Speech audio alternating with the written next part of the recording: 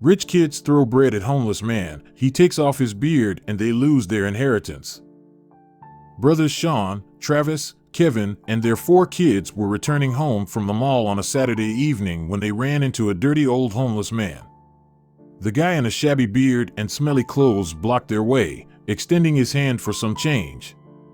Beggars these days. Back off, no change, Sean retorted. But the poor man wouldn't move and stood still, staring back at them. The brothers covered their noses and drove past the disappointed poor man. But the guy was not done yet. He knew where they were heading next and followed them. Moments later, the brothers and their kids, Jacob, Tyler, Adam, and Miley, all in their early 20s, got down at the cafe, only to re-encounter the old stranger. "You? What are you doing here again?"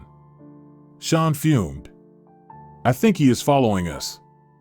He knows we are rich and has come to make free money. Go away, you old goose. Move away from our car. Don't dirty it with your stinky coat," Travis yelled. The man watched them disappear onto the street and knew exactly where they would go next. It appeared as though he knew their schedule for the day very well.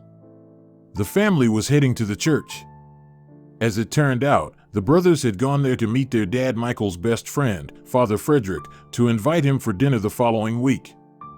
Michael was 78 years old and had been dealing with serious health issues for a long time. He sensed his death was nearing and wanted to organize a small get-together with close family members and his childhood friend. Again, the brothers and their children noticed the homeless guy standing outside. They were furious, and this time, Sean's son Jacob, the eldest of the 4 cousins, stormed to take some action. Jacob angrily pushed the man away, calling him nasty names. His brother Tyler and cousin Adam joined him to tell off the poor older man, who started tearing up. "Please let go of me. I am so hungry. It was just a coincidence. I am everywhere wherever you go," he cried. "A coincidence? I don't think so. You have been stalking us for a while now. Go away. I don't want to see you again," fumed Jacob. At this point, Sean and his brothers chimed in. "Hey, cool it, son. He is just an ordinary beggar. Why waste time with him? Give him that loaf of bread." Jacob grabbed the bread and hurled it at the poor man's face. "You got what you wanted? Now, back off and don't see us again." Everyone laughed their heads off seeing the man's reaction, except for Miley, the youngest cousin. "Jacob, stop, what are you doing?" She jumped to the poor man's defense. "That's not how you treat poor people. Grandpa would not like it if he came to know about this. Our grandpa is just a traditional 78-year-old piece of mess. He and his views, he suits himself," Jacob mocked. Michael had always fostered kindness in his sons and wanted them to treat everyone without any discrimination. But as they grew up, they forgot about his values and led selfish lives without knowing how to treat and respect people. Although Michael tried his best to put his grandkids on track, they too went in their dad's footsteps, all but for Miley. She was kind to everyone and could not endure how cruelly her dad, uncles, and cousins treated the poor man.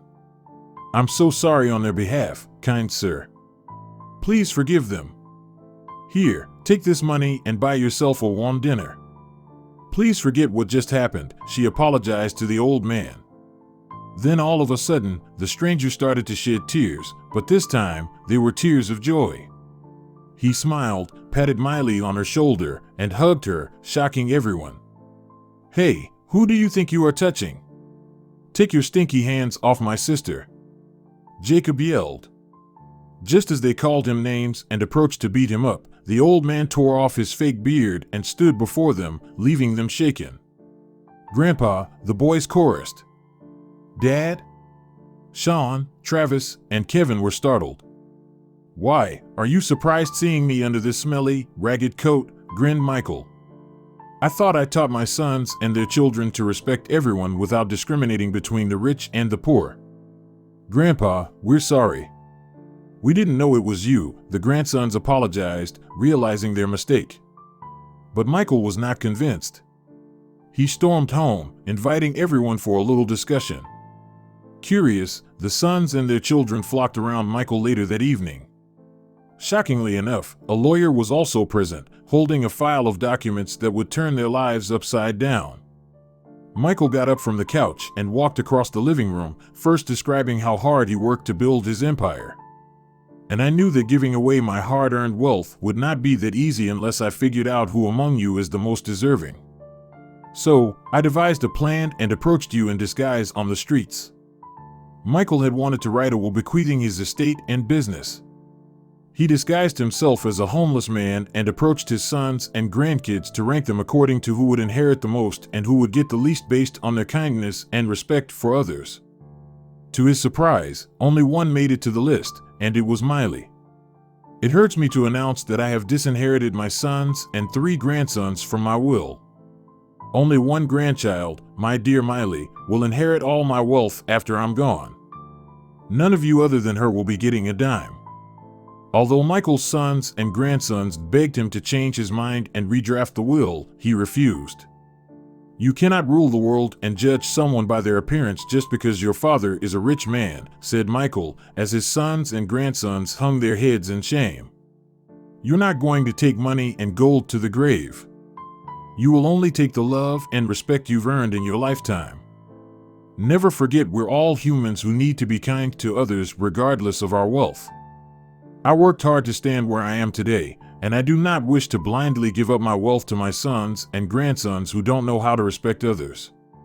Michael was glad he bequeathed his estate to Miley, who was truly deserving, and he never regretted his decision.